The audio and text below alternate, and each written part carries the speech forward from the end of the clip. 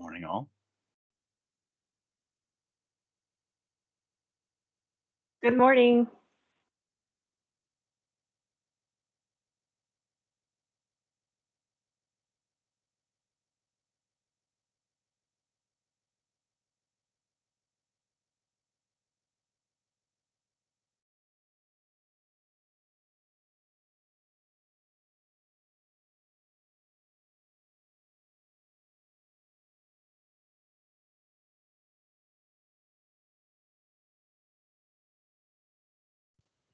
Okay, so I believe I'm recording and I will start. So thank you everyone for joining us for our February customer panel. We have a lot of different folks across the team here on the call from the policy side and all from control plane. Today kind of the agenda will be we'll start with some what's new on policy and some roadmap, and then we have someone from the Azure Resource Graph team that will also present. And feel free to, post any questions that you have in the chat or raise your hand, and we're more than happy to answer those. So, start here. Cool. So what's new in Azure Policy? As you can tell, there's been a couple new changes within the policy portal, and we're also having some fun previews going on. So one of our first private previews that started a couple weeks ago is the compliance state change notification. So we've had a lot of asks from people on alerting or being aware of when resources are changing compliance states. So you're either going from non-compliant to compliant or kind of the more important compliant to non-compliant, and being aware of those changes and being able to trigger things like remediation task or send an email or whatever they might need. So we started this journey with Azure Event Grid to allow for that capability. And basically what's going on is we're reporting this information to Event Grid, letting them know the compliance states of resources, what's going on, and if things are changing. And then with Event Grid, you're able to hook up to various endpoints such as logic apps or functions or webhooks. And that really gives you an endless list of possibilities of things that you can do on that side.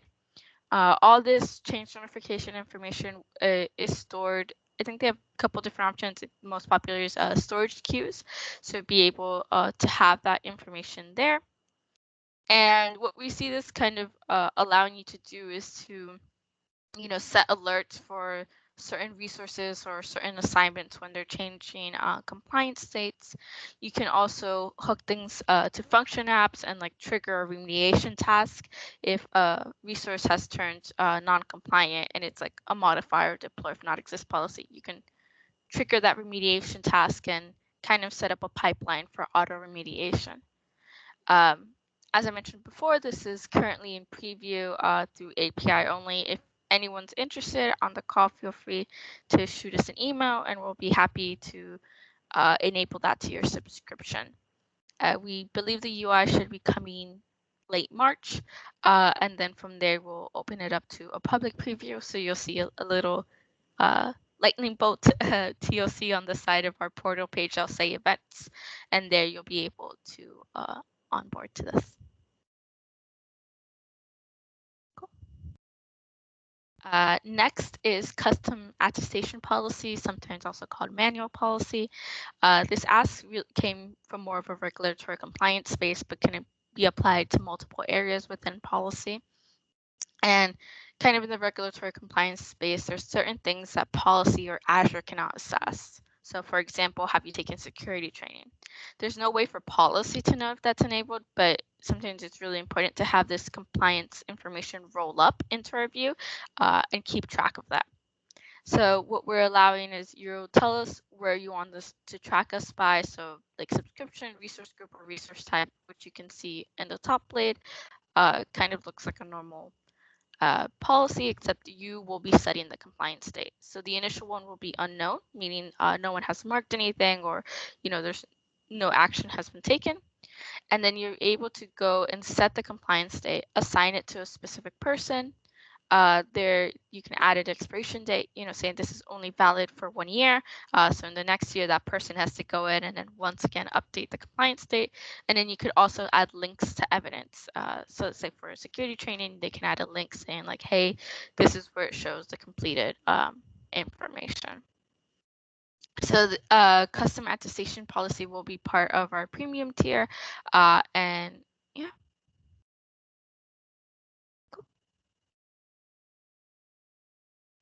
So custom deny messages, this is something that's already GA and available today from the portal and the API. So this is kind of having, showing a specific deny message that you as a customer puts in for people to see across the portal. So we've got a lot of ads for people to say like, hey, if someone's denied from policy, I want to be able to say, reach out to John Smith, or, this is not allowed, like you should file an exemption if you need that here, or whatever that might be. So you're able to now do that and add it per definition reference ID. So what that means, if it's an assignment just for one policy, then you'll be able to do kind of like the top one, which is just says message and that information. But like in this example, you can see that we have 2 definition IDs and a basic one. So you're able to do it in a more granular sense for an initiative. So here, so let's say in this example, there could be about, let's say 5 policies. So for these 2, they have custom ones each for that definition, and then there's a generic one for the whole assignment, initiative assignment. So it allows you to just show this, and this will pop up into that denied window blade for when they see it. And this is completely customizable, so you can put in whenever you want in there to display.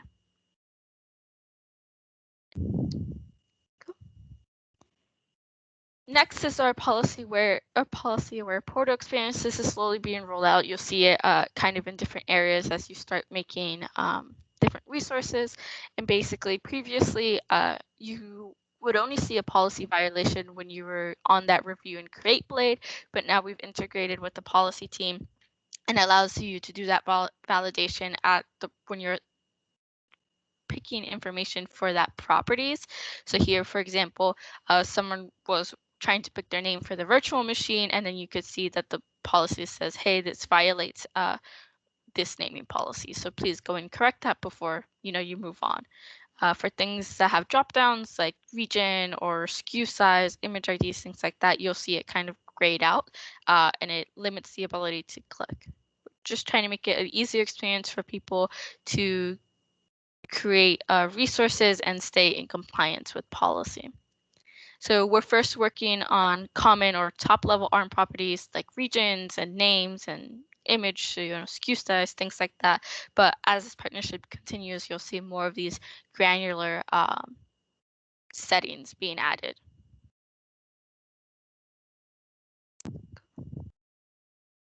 Next is our improvement with network policies. I think the network policies have been notorious for being a bit hard to write, but we're happy to continue investing in these improvements. So one of them is the introduction of value within count, which allows you to specify the value that's the count of it.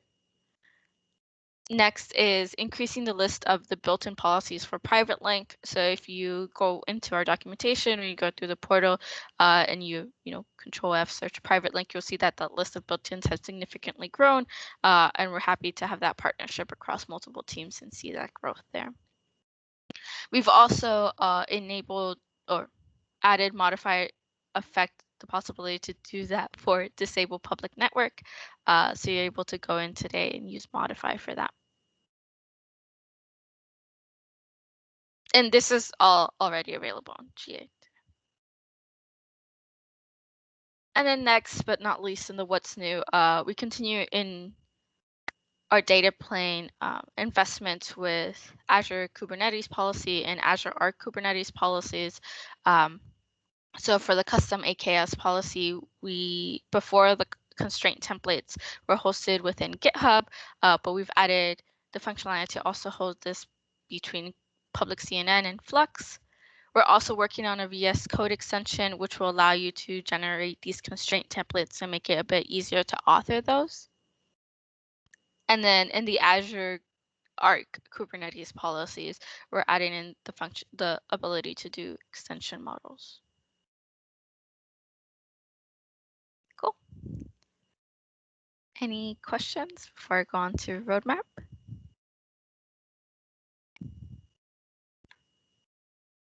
Okay, so these are kind of our long-term and short-term thinkings for Azure Policy. Anything that's underlined, we expect it to either be GA or in some type of preview by this summer.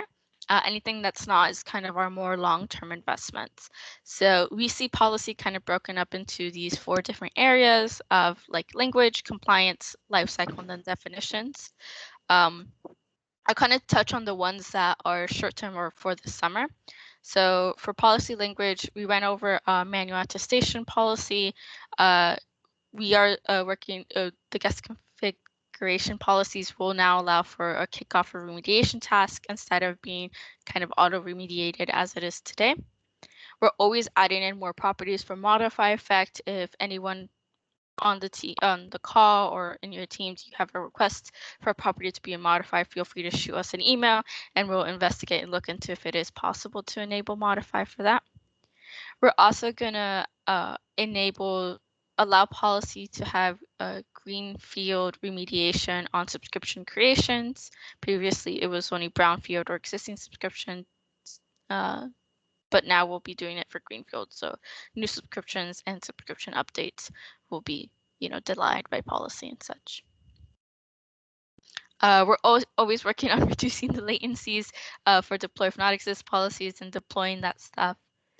And next, but certainly not least, is the deny delete policy, which is for deploy if not exist policies that focus on the child resource. Sometimes the child will be deleted and then, the parent resource will then be marked compliant, not allowing to have proper compliance states. So what we're hoping to introduce with the deny delete policy is not allowing you to delete that child resource. Next, for compliance is our policy objects in Azure Resource Graph. So our policy compliance information such as, like if a resource is compliant or non-compliant, timestamp, things like that are already in Azure Resource Graph, but we're looking to move in also our definitions and assignments. So you'll be able to create across all of the policy objects and get information off of that. With Azure Resource Graph, you're able to, export and create dashboards and such. We're also working to reduce and doing changes and reducing the time of initial compliance scans. So I think right now it's like an estimated 30 minutes and we're looking to lower that and making it faster for people to get that compliance results. This obviously varies depending on the scope that's assigned to, but overall we're looking to reduce that time.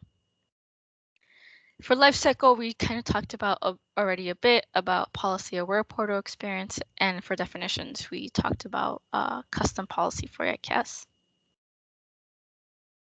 Cool. So before I hand it off to Azure Resource Graph, is there any questions on the policy side? If you want to raise your hand, I'll be happy to answer.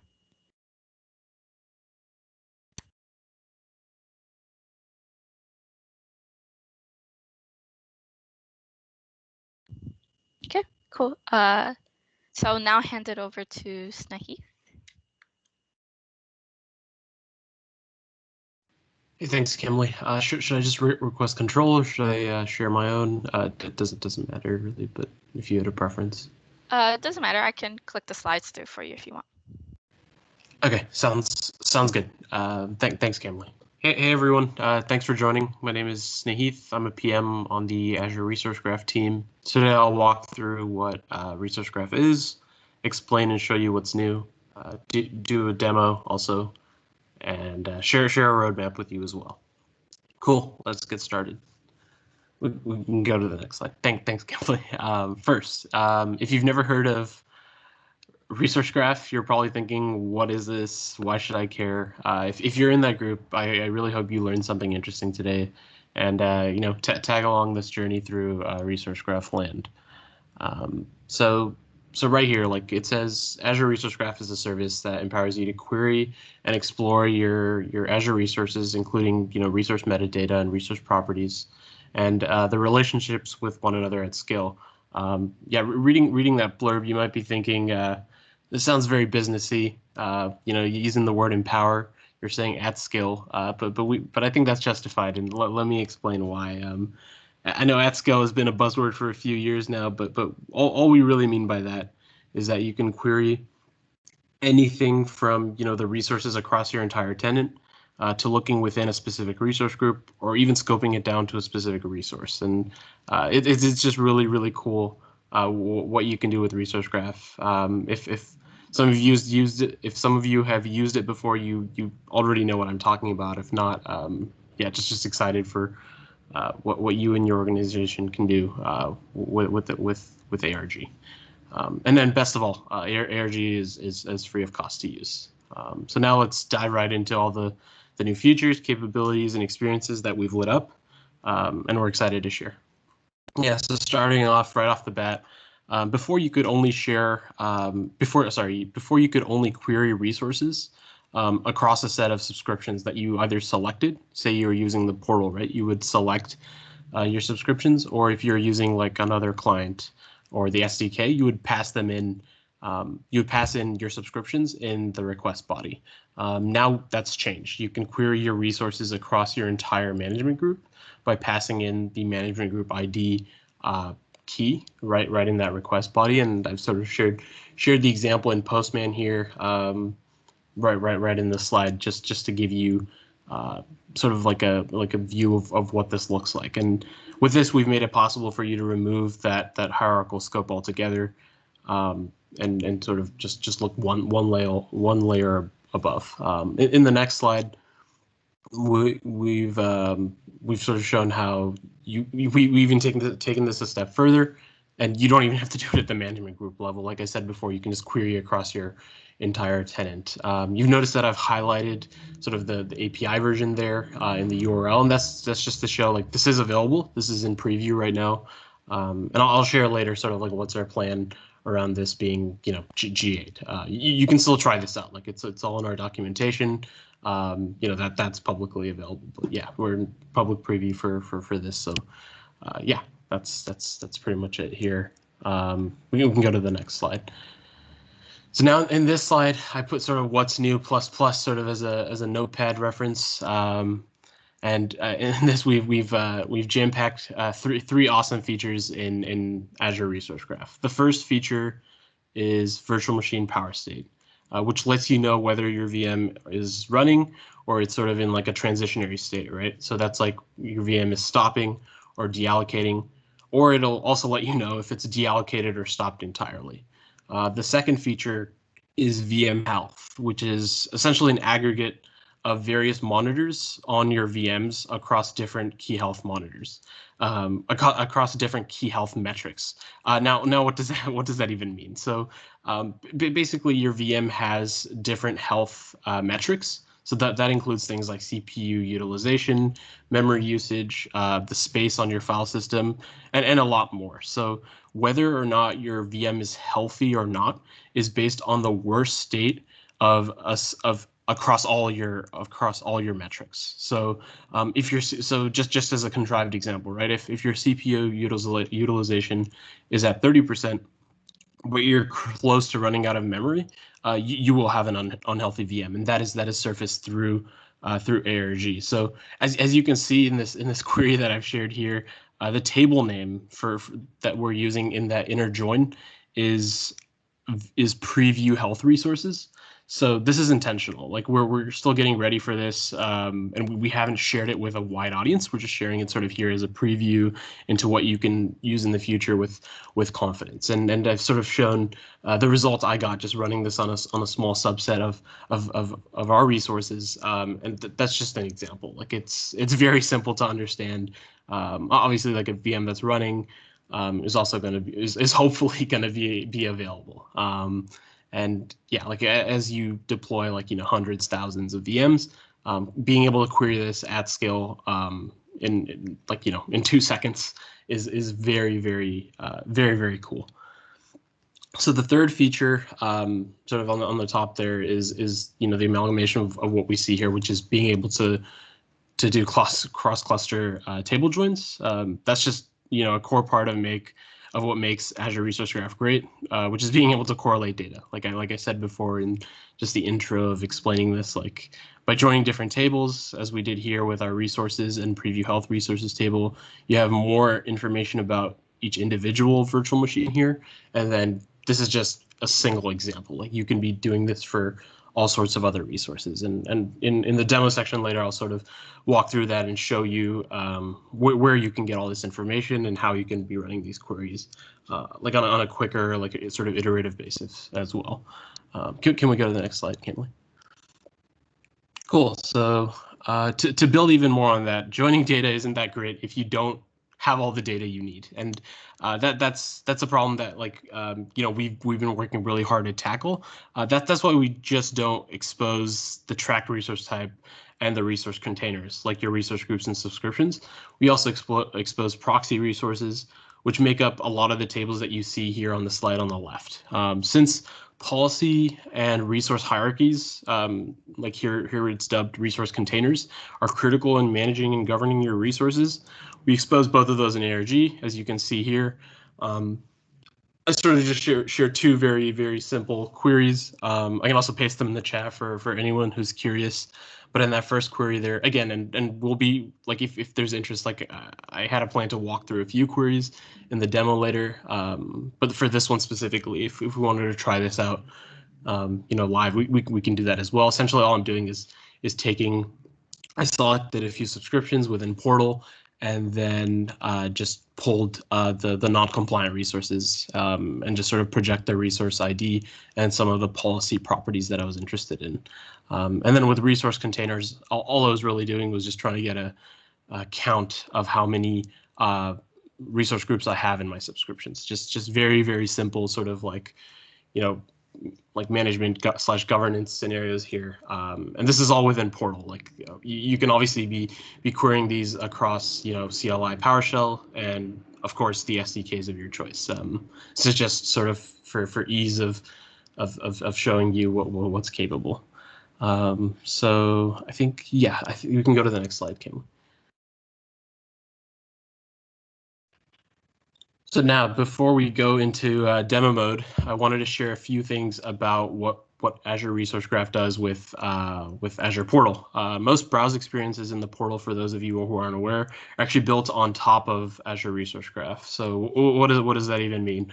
It means that when you look at your resources, like your VMs, I know that's a very popular example that I've been using here, like you see in the screenshot below, the VMs like data is all pulled from Resource Graph. So what I mean by that is like the resource properties and the metadata that you'll see in your browse blade is pulled from ARG. So yeah, that's why like I highlighted that open query button. You can actually just click that and it'll open up the Azure Resource Graph Explorer with a full-on query that you can sort of use directly or change to your needs to pull that same information that you're seeing in Portal. So yeah, like if you're wondering why is this even relevant, Sneheath, why are you telling us this? It's because it makes it easier for you to pull the data that you want without having to write a ton of KQL code. That's sort of like a point of frustration for some people, and that's sort of what we're attempting to solve here.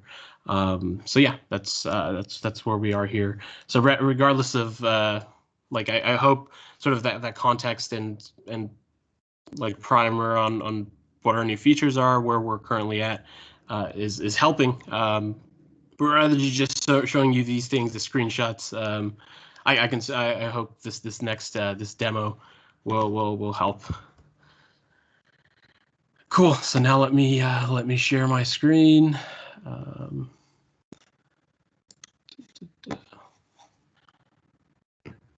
Oh, and I wanted to say, while I share my screen, you can follow along on your own screen, or you can also just watch me and put on the pressure. That's completely cool too. Either way, just want to let you know it's not too too complicated what we'll be doing today. So yeah, would love to have you, tag along. So cool. Let's get started. Let's actually just start simple and just go to the Resource Graph Explorer. So we just type in Resource Graph Explorer, and that's sort of the first thing we see here. So Resource Graph Explorer is the tool for you to write queries and interact with your resource data. So you'll see, this is typical, like, empty experience right here. So before we get full on started with writing queries, let me just try to help you by explaining what we see here. Yeah, and if you're completely new, don't worry. At the bottom here, we have a bunch of these new queries. You see example queries and advanced queries. And the goal with these is just to make it easy for you to learn. That's really all it is. So if you've never used Azure Resource Graph before, for example, you can just click Open Query. You get an idea what properties we expose here, and you can just run this. That's just really how simple it is. And if you want to take it a step further, like, this is all in the Get Started tab over here. There's a ton of these. So yeah, we've tried to cover as many scenarios as possible with these examples. But for example, if there's a resource type you're interested in and you don't see it in, like, example queries or advanced queries, then you can actually go right here and search. So here, let me just run this also just to give you an example. I'm running this across all my subscriptions. So say you're interested in virtual machines, right? So you can actually just go here and type in virtual, and then it'll actually tell you, like, all the possible virtual machine types. But say you don't want to go through this list because it's cut off. You can just type in virtual machines, hit enter, and you can see sort of the mention of these resource types across all the different tables we offer. So as I said before, we offer a lot of proxy resource types. So you'll see patch assessment and patch installation resources. If you're just interested in, regular tracked resources, you can just click this. Where was I? Right here. And it'll automatically fill this in for you. So if you're someone like me who's, like, very paranoid about getting the type right and the case, this is just meant to be useful for that scenario there. So you can just do this, do like a take 5, and then run query. I know before I sort of like skipped through a lot of the other portal updates that we have, and that's because I was just hoping to show them right here. One of the big ones, if you're used to using KQL, is the ability to just use shortcuts directly within Portal. So we have very Azure Data Explorer like shortcuts. So for example, instead of hitting run query here, I can just do a shift enter here. And if this query is like, say, let me just run it again, and it's taking an amount of time I don't like, which usually never happens because, Azure Resource Graph is just awesome and performance is exactly what we're going after. But say I'm running it, I can actually hit escape in the middle to just cancel. I don't have to go and, hit cancel, so I can just hit escape like that. Yeah, and there's a ton more shortcuts that we offer. Like if you're used to the Azure Data Explorer land or queries in general, like a lot of them are across different resources that you're probably used to, right? Like if you do shift up, you select lines, just very, very, very basic things like that. So so cool. Now let's actually try to have some fun and look at some cool things that we can do with Azure Resource Graph, aside from these basic queries. So I thought actually in this time we can try to emulate the unique tags calculation. That's just a very popular endpoint in ARM for a lot of governance scenarios where you might be curious how many tags you have in a specific resource group or subscription, and either list those. I think in this scenario, like we can list them if people are curious, or we can just do a count. But let's just try to emulate it. If you're not too familiar with this, it can take, just for context, it can take a notoriously long time, depending on how many resources, resource groups, and subscriptions you have. Because oftentimes you're doing successive get calls. Yeah, and it can sort of be a bit annoying. So yeah, let's sort of just try doing this with the resource query knowledge that we that we have. So yeah, let's get started. So we know that if we want to look, well, first let me erase this so you sort of get this macro view across all our tables.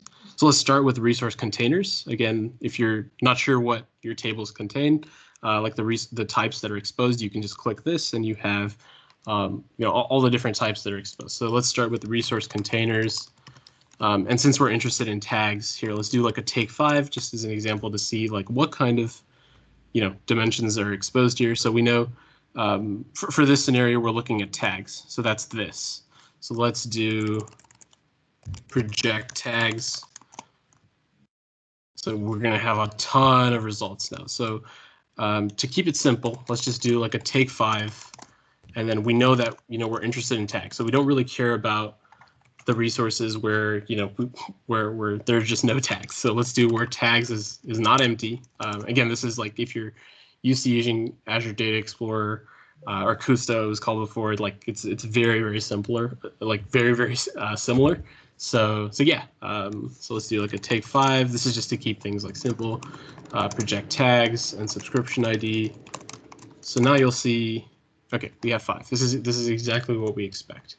Now you'll probably notice, right? This is like tags this is JSON. So we actually want this in a format where it's split. So let's do MV expand. So this is to tackle the case where there are actually multiple tags within that JSON.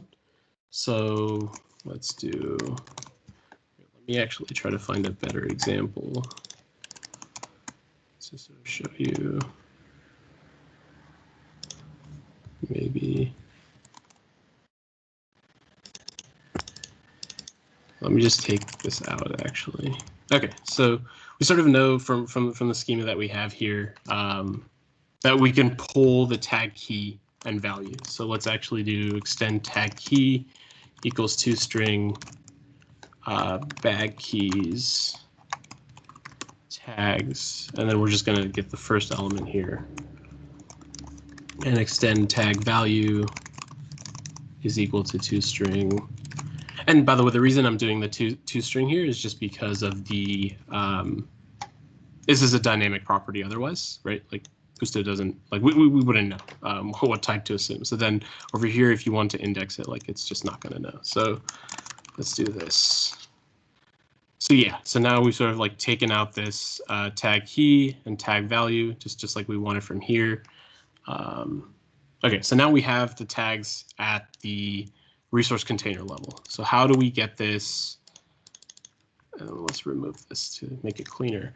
So now let's say we want to do a union with our resource data. So let's do that actually. So now within here we'll just do resources. Sort of the same exact like thing that we did before, where is not empty tags. And then MV expand tags. And then we can actually do the same thing that we did here.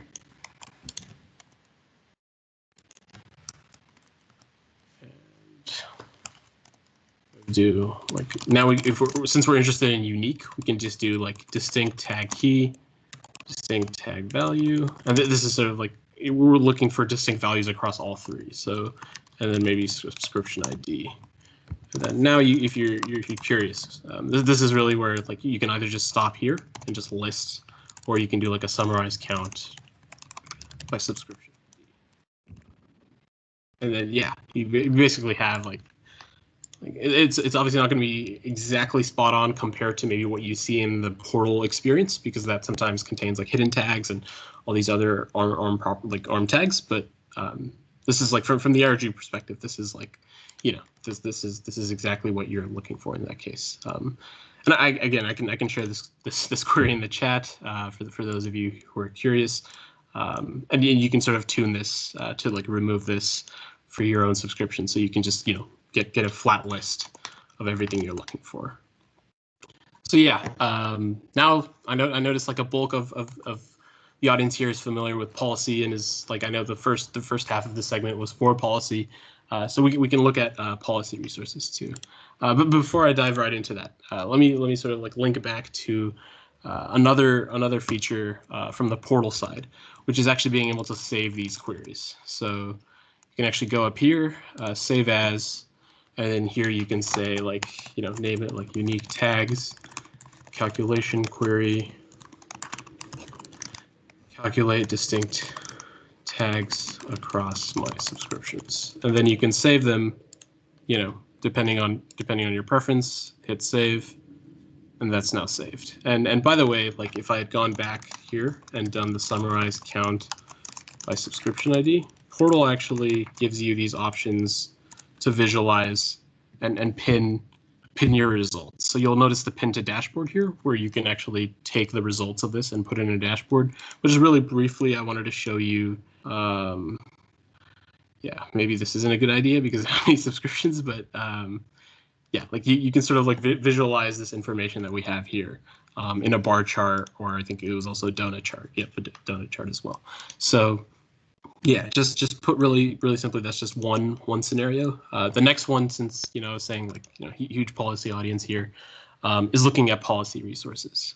As you can see here, that's another table that we have here. So let's try a query with that. So let's do policy resources, do a take 5. Just so I get an idea of the schema, and you'll see like a lot of the properties that you're used to already. So you'll see like policy states is the kind. The type is going to end with policy inside and policy states as well. And you'll see a lot of the other information that you're used to. And once you start getting used to ARG, you're probably going to realize the thing that you care about most is properties. This is oftentimes like, this is something you're already used to in the policy world, but it's a long JSON with all the things that you need. So a lot of the fun in doing this is just being able to parse out the values from that properties JSON that you want. So again, let's keep it simple. Let's do where type. We already know that, like, since there's one type exposed here, that everything's going to be here. So we can actually just get rid of this and just do this. This can be our starting point.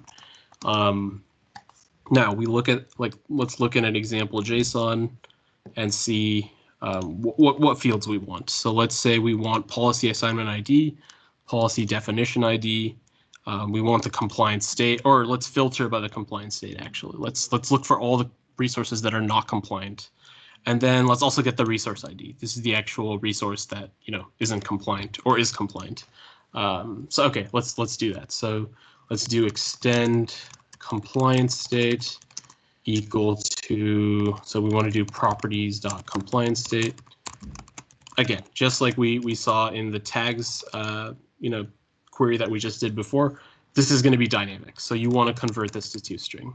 That way So now we can just do where compliance state equals non-compliant. And let's just do a take 5 so that we don't end up with a bunch of results. And you'll see, like, these are the non-compliant resources that I have.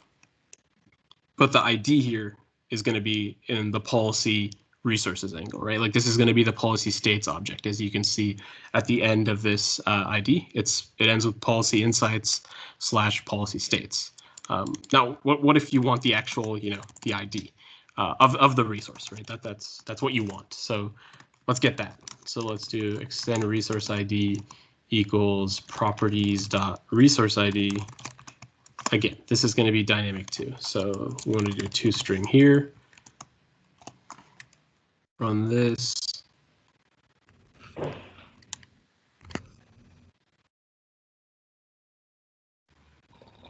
You may want to just take 5 of it. Tell me.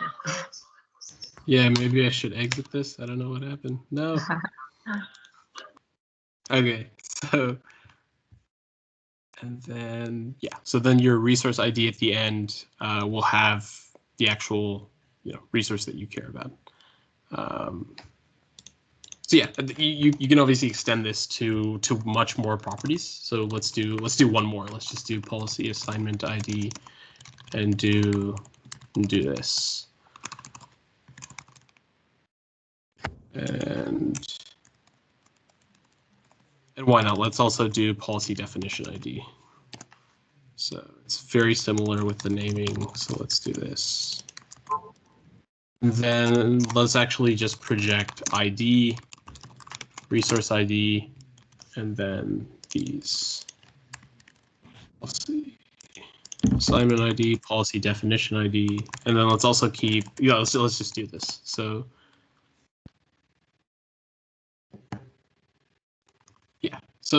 yeah, exactly. This is what you're looking for. In this example here, it's just pulling all the policy states, the resource IDs that are non-compliant. Again, very simple query, very easy to sort of figure out and do on your own. I just was hoping like walking you through it would help. So yeah, that was sort of like a fun demo to do. There was one last thing that I wanted to do today, which is walk through our roadmap. So let me just do that really quickly. Back in the slides, and of course, like if you have questions about this, you can reach out to me and Layla, who are on the call, to help with your query questions or really anything ARG related. So cool. Let me dive right into the roadmap next.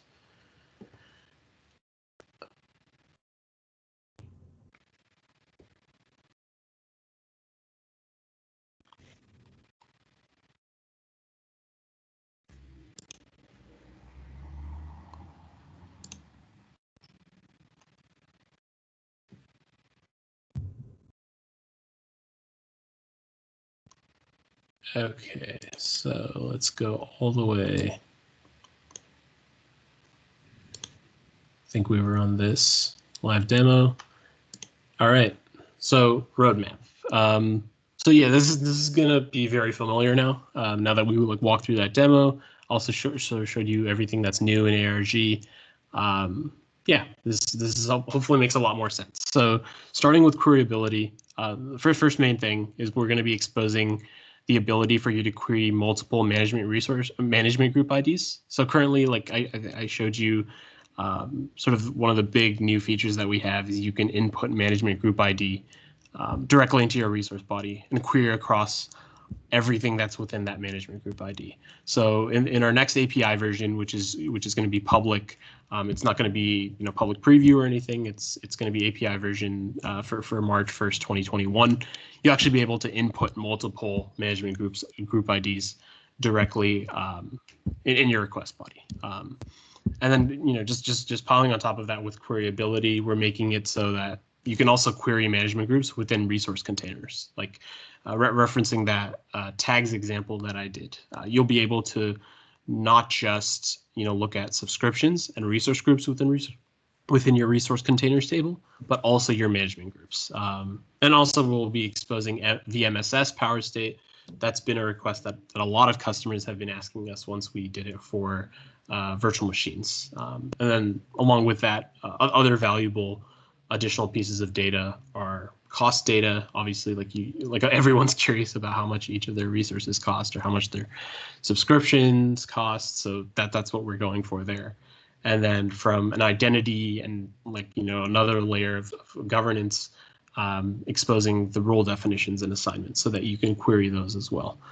So from the queryability angle, that's sort of our roadmap in what we're looking at doing. The first one is much more short term, but the rest are like sort of like a longer term roadmap. Now with platform enhancements, a common issue that customers have with ARM, and the reason they gravitate towards ARG is that scale that I mentioned before, which is oftentimes the way that you're hitting problems is when you're getting throttled by ARM. So we want to keep improving the experience with not getting throttled and make sure that we improve that experience by delegating requests through ARG. And then hand in hand with that, from a platform enhancement angle, want to make it so that when you query your resource history, you can actually do that over a longer period of time. So currently we have this. We're just trying to make sure that it's something that you can get not just on a few days of data, but maybe on months. And we're really open to like customer feedback on something like this, which is why I shared that user voice for you to vote on sort of the features that you want, or even add new ones, so that we're aware and we can work with you to really build the most important features that matter to you.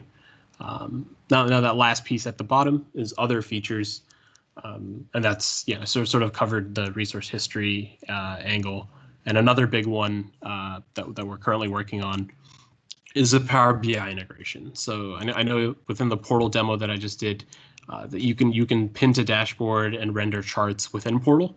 But the scope of that is limited, to pie charts and bar charts and donut charts. We want to make it so that you have the full power of Power BI if you're used to using that for more complex reporting. And we're also really curious how you plan to use it. For example, do you just want to make vanilla calls like we just did in Portal, or do you have more complex scenarios where you need a lot of resource data and you need to be able to query that and join that with other telemetry that you might have in other Azure Data Explorer endpoints. So we have a lot of questions there for customers as we plan this out. We're actually hopping on calls with customers starting this week and next week, and I'll be sharing a chat. I'll be sharing a link in the chat for you to provide your feedback on that specific Power BI integration request. If it's something that you and your team are interested in or really want, yeah, I'll just be putting that in the chat next, and I'll also link that ARG user voice item as well right now. So that's it for me. Yeah, thank you. From the ARG angle, feel free to reach out to us with your questions. We'll also loop in our entire team. I think there's probably a better email alias for us to use, but I also didn't want anyone on our team to feel like they're getting a ton of emails. So yeah, feel free to reach out to us. We'd be happy to help you out with your questions or yeah. So that's it for me from the ARG side. Hope that helped. If you didn't know what ARG was, hopefully you do now, and you're excited to start using it.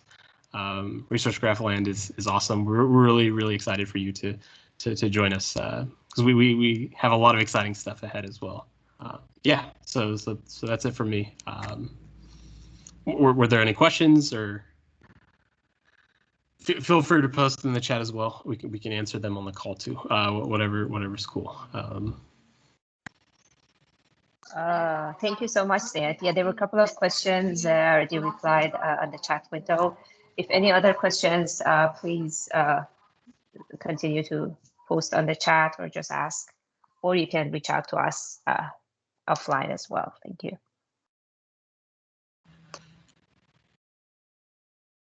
Sounds great. Thanks for joining, everyone. Kemley, is this how does this go? Do we just end? Yeah, I mean, if we don't have any other questions, we could go ahead and end early and give back about 10 minutes to everyone. So thank you for joining, everyone. We're always available. Sorry. Go ahead. Sorry, Kimberly. Just real quick. Recently, I've been getting a lot of emails on the exemption management, the GA state around it, and kind of the business model. Given that it's been, it's reaching almost 6 months since we announced the exemption feature in preview. I think what we are going to do actually is we will probably set up a one-off meeting from this quarterly governance call. I think sometime in between in March timeframe. We will set up a one separate meeting to go through what our thinking is on the business model for policy, what's included as a part of the premium bundle, the pricing structures, and the GA timelines. And so I think we'll just have a one-off meeting on that. So please keep an eye out for that invite.